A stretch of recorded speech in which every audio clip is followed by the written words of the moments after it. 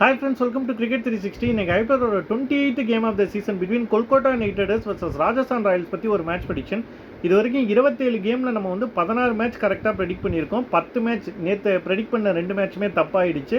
10 match தப்பாக predict பண்ணியிருக்கோம். ஒரு மேட்ச் நோ ரிசல்ட் ஆயிருக்கு. இந்த மேட்ச் ப்ரெடிக்ஷனுக்கு வருவோம். இப்போ இந்த மேட்ச் எங்கே நடக்குதுன்னு பார்த்தீங்கன்னா கொல்கத்தாவில் நடக்குது. இது சமீப காலமாக ஃப்ளாட் ட்ராக்காக தான் இருக்குது. ஒரு 200-210 கைண்ட் ஆஃப் அ பிச்சை நம்ம இங்கே எக்ஸ்பெக்ட் பண்ணலாம். முன்னாலாம் கொஞ்சம் ஸ்பின் எடுக்கும், பட் ரீசெண்டாக ஸ்பின்னர்ஸும் பெருசாக இங்கே எஃபெக்டிவாக இருக்கிறது கிடையாது. ஸோ ரெண்டு டீமையும் கம்பேர் பண்ணி பார்க்க போகும்போது பேட்டிங் வைஸ் பார்த்தீங்கன்னா Kolkata Knight Riders and Rajasthan Royals ஈக்குவலான பேட்டிங் இருந்தாலுமே ஆன் ஃபார்மும் சரி கொஞ்சம் அக்ரஷன்லேயும் சரி ராஜஸ்தான் ராயல்ஸோட பேட்டிங் வந்து கொஞ்சம் ஸ்லைட்லி பெட்டராக இருக்கிற மாதிரி எனக்கு தோணுது. பவுலிங் வைஸ் பார்க்க போகும்போது வந்து கொல்கத்தாவுக்கு வந்து பவுலிங் கொஞ்சம் ரொம்பவே வீக்காக இருக்குது. ராஜஸ்தான் ராயல்ஸ் ஹேஸ் வந்து வெரி குட் பவுலிங் லைனப்னே சொல்லலாம். ஃபார்ம் வைஸ் பார்க்க போகும்போது 5 மேட்ச்சில் 4 மேட்ச் ஜெயிச்சிருக்காங்க வந்து ராஜஸ்தான் ராயல்ஸு.